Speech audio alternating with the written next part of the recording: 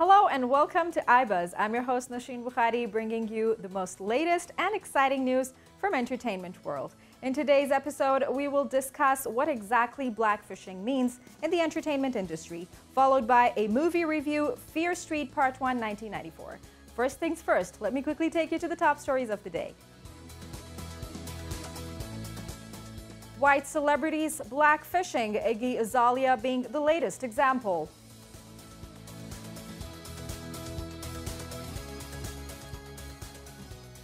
New teaser on Harry and Meghan Markle's Megxit film dropped.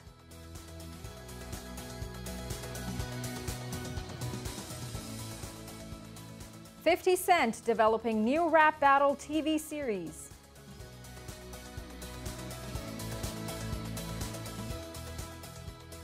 Scarlett Johansson explains how Black Widow became Marvel's #MeToo movie.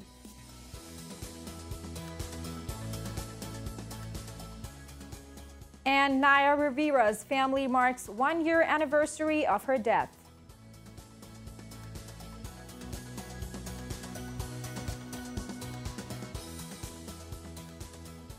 And now moving to the top story of the day. First, there was blackface. Now there's blackfishing. The term has been increasingly in the news to describe behavior of white entertainers who appear to be imitating the appearance of black people. To discuss this further, we are joined by TV presenter Jean-Paul. Jean, welcome to the show. Thank you very much, Nosheen. Lovely to be here. Thank you. So, Jean, what exactly do we mean when we use the term blackfishing in the entertainment industry? So, in the entertainment industry, generally speaking, blackfishing is when white people, mainly women, are using makeup, tanning products, cosmetic surgery, especially the hairstyles, as you can see, to make themselves look racially ambiguous, mixed race, black, on social media. Great. And can it be considered a compliment? If not, then what are the reasons? Well, I think, yeah, any form of imitation can be considered a compliment, but I think we have to think about the context, particularly with the BLM movement last year, 2020, with the problems with Floyd in America. You have to consider the timing and also the sensitivities of some of the communities that you're trying to imitate. So people like Ariana Grande, Kim Kardashian, Rita Ora, Kylie Jenner, as you've seen, you know, and others around the world, when you're doing this imitation, you're free to do what you like to express yourself.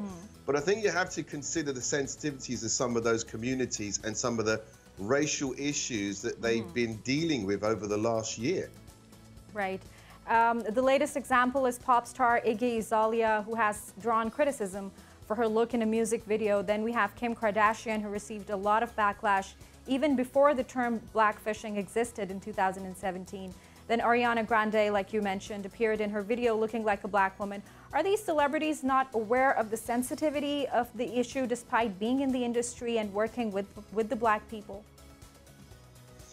Well, I think that's part of the appeal. I think the thing with the social media is that you are aware that there are issues out there, but you're kind of playing a little game on social media because you are seeking that attention.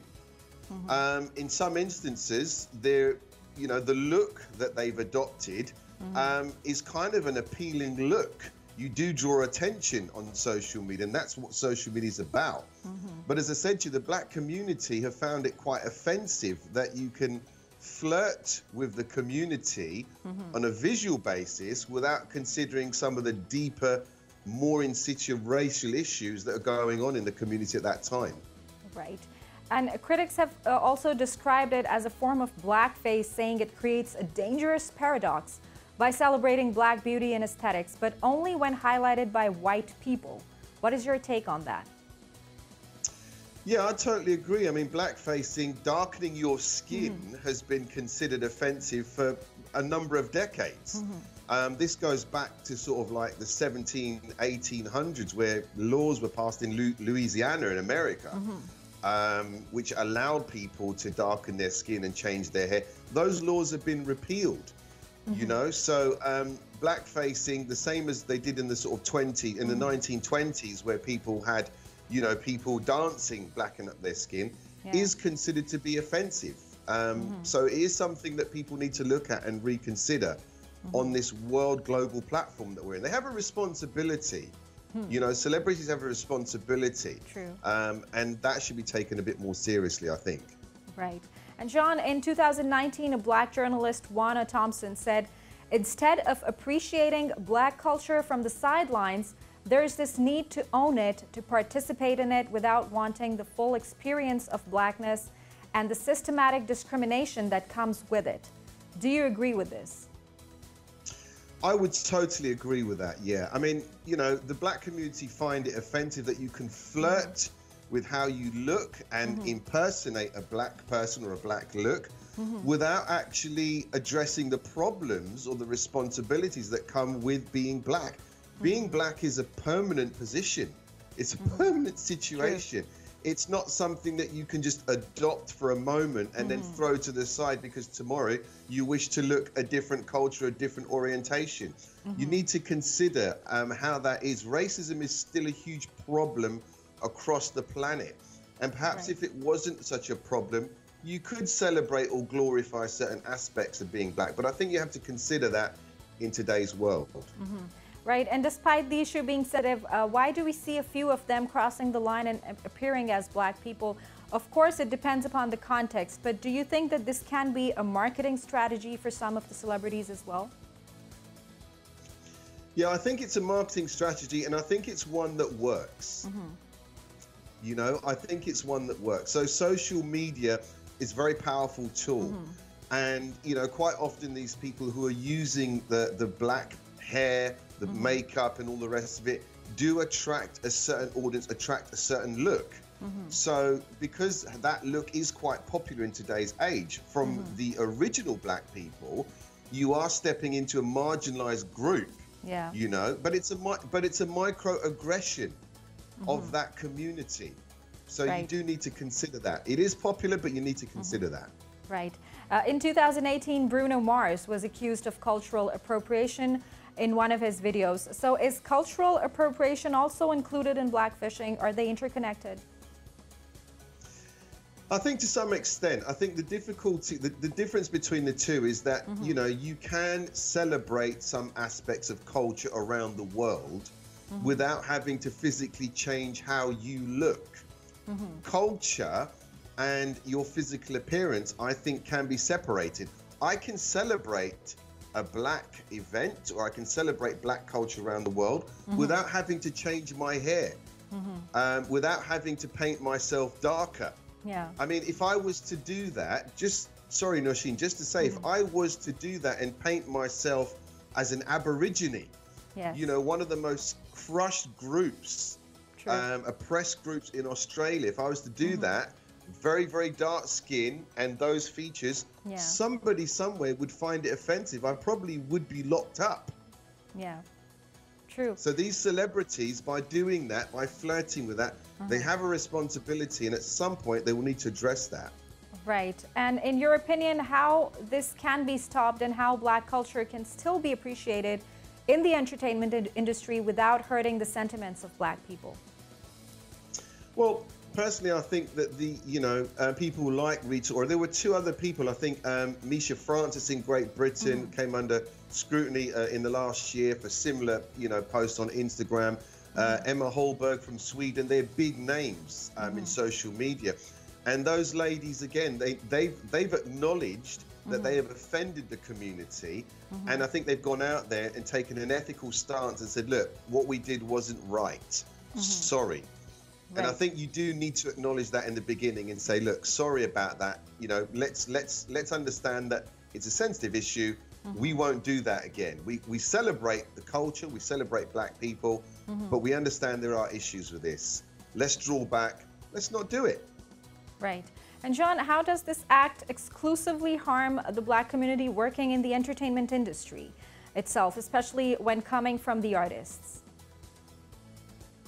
Well, I think, when we think about the way that, you know, some of this is used to heighten someone's profile, excuse me, we have to consider that they are working with people that have worked very hard in the industry to get where they are. So if my brand, if you like, is that I am black, or I am Asian, or I'm mixed race, wherever I am from the world, that is an authentic part of my character, which is being celebrated in the world. By you doing this, you almost are kind of like almost taking a shot at me. You know, it could be considered a comic or offensive act. So I think it does hurt other people in the industry who are genuinely standing on their platform of culture to achieve the status they have. Right.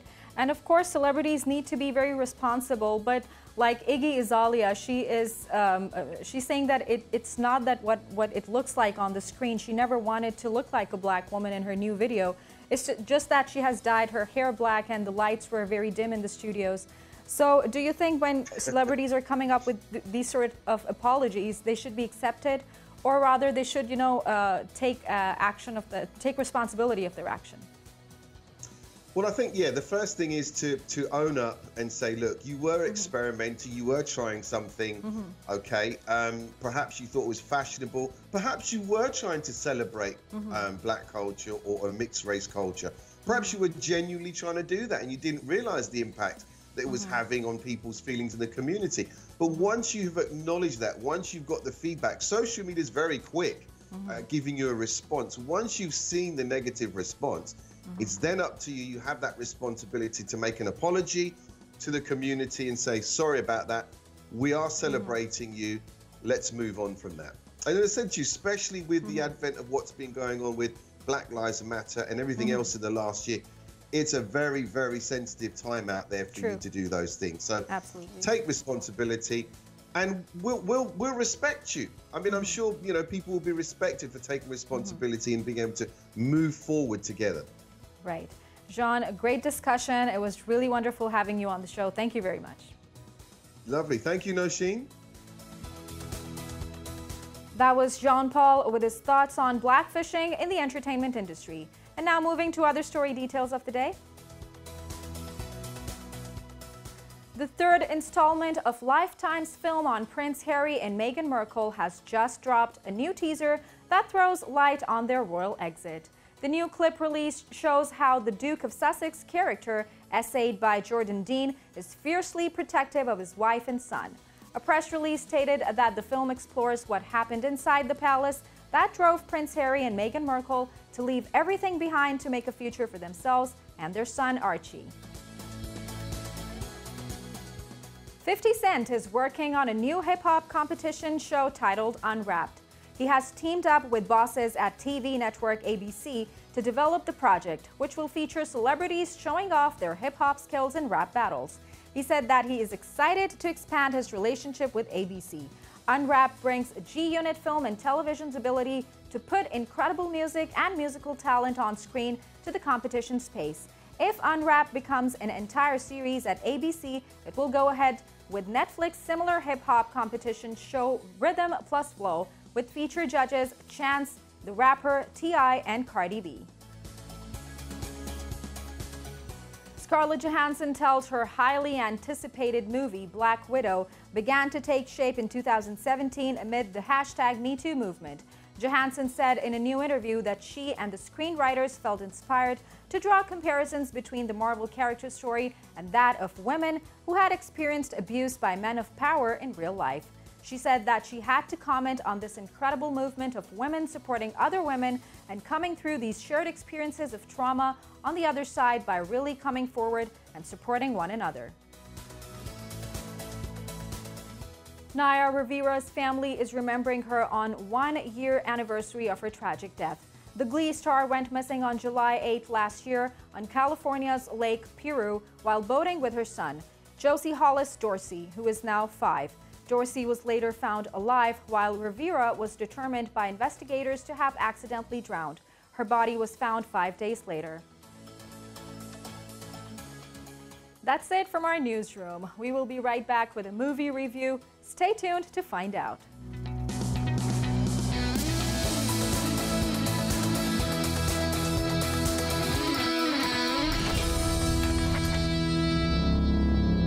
Welcome back. In this segment, we will be reviewing the latest release, Fear Street Part 1, 1994. After a series of brutal slaying, a teen and her friends take on an evil force that has plagued their notorious town for centuries. To review the movie, we are joined by film critic James Barker, who is also known as Media Pundit on Twitter. James, welcome to the show. Good morning, Nosheen. Thanks for having me on the show. So, how do you feel the energy that this movie begins with? Do you think it is consistent throughout the movie?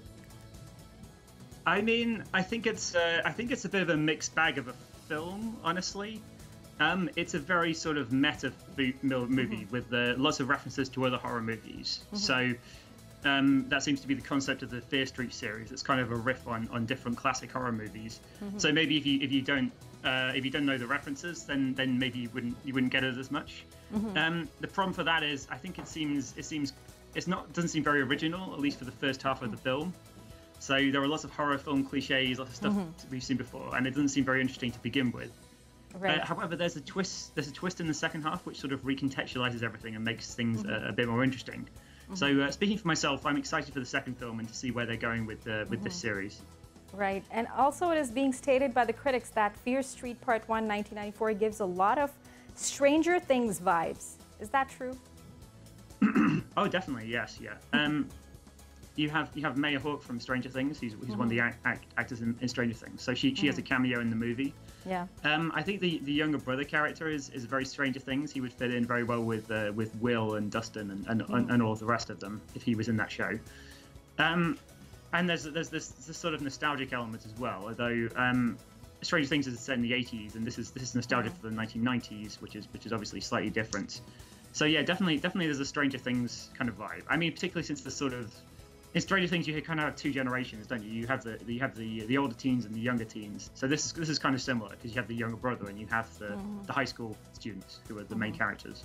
Right. And according to some critics, good production values and a strong cast, but sadly the plot and script isn't strong enough. What are your thoughts on that?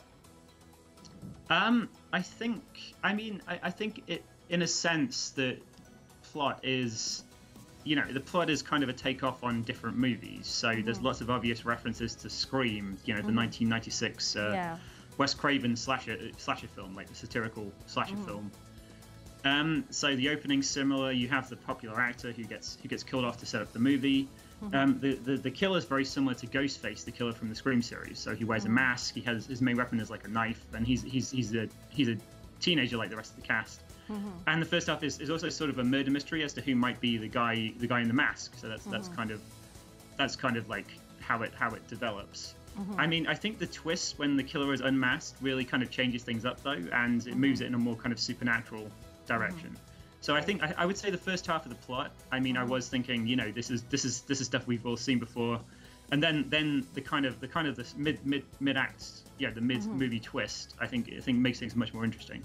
Right. And James, most of the kids in this movie are new. So what is your take on the acting skills and the actors' performances? I mean, I thought they were all pretty solid, honestly. I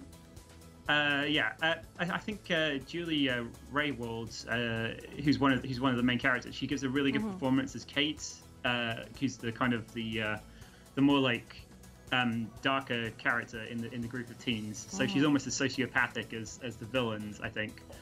So yeah, I think she gives a really good performance.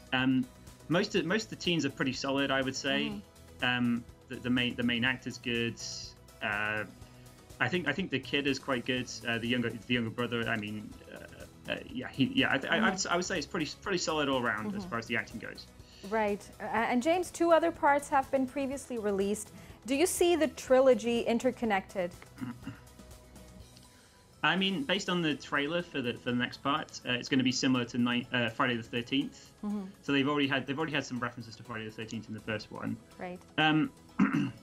So it's going to be interesting to see how that develops. I mean, fans of the Friday the 13th series like the horror movie kills and the suspense, and all the stuff with Jason. Yeah. So the killer is very similar to Jason, except he can actually run, which makes him much more threatening, I think. Right. So yeah. I mean, I think I'd like to see something which isn't just a version of Friday the 13th, and I want to see them put a twist on it, and not just do a slightly different version of Friday the 13th. Right. I'm not sure what the third one's going to be about. I mean, it's set in the 1600s, I think, and it's going to be about the witch and the witch trials. So there's a few different angles they could go. I mean, there's been some recent interesting movies about witches, horror movies about witches. So they could kind of do a takeoff on those potentially. So that could be interesting.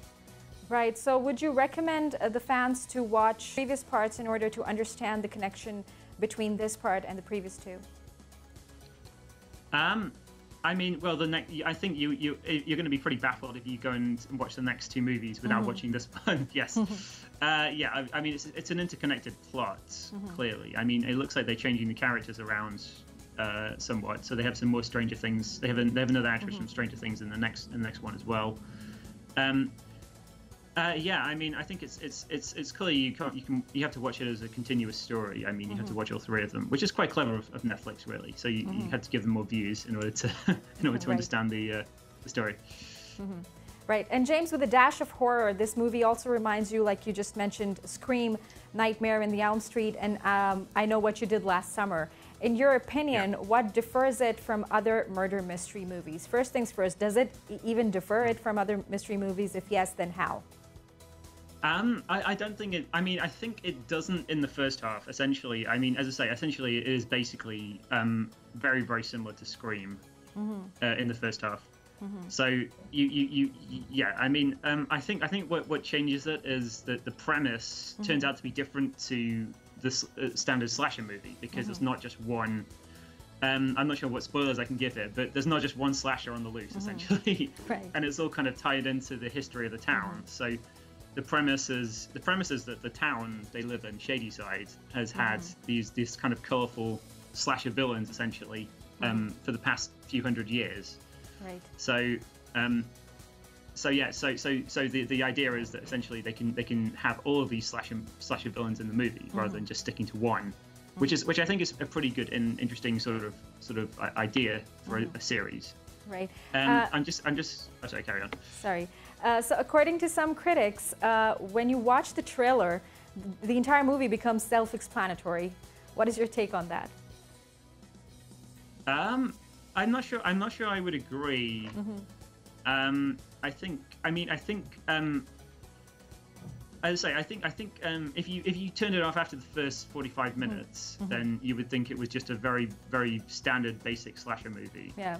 But I think, as I say, I think the supernatural connections and the kind of the promise that it connects to a larger world and a larger universe is what makes it different.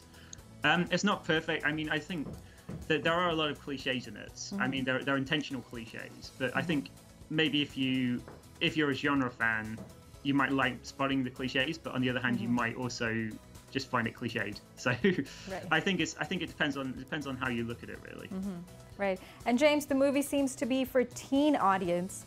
However, do you think the type of content that was shown in this movie is something to be consumed by the teen audience of today? I mean, it's essentially 18. It's R-rated, isn't it? Or essentially, yeah, it's not. The rating suggests it's not intended for young teenagers, and it's pretty bloody and fairly, a lot of violence and bloodshed. Some of the violence is pretty intense. Yeah, it's not as bloody as some slasher movies. There's not like a huge number of deaths in it, really. But yeah, I mean, the beginning and the very end are pretty intense. So probably not something that under 16, 17, 18-year-olds should watch. Definitely not for young teenagers. Right.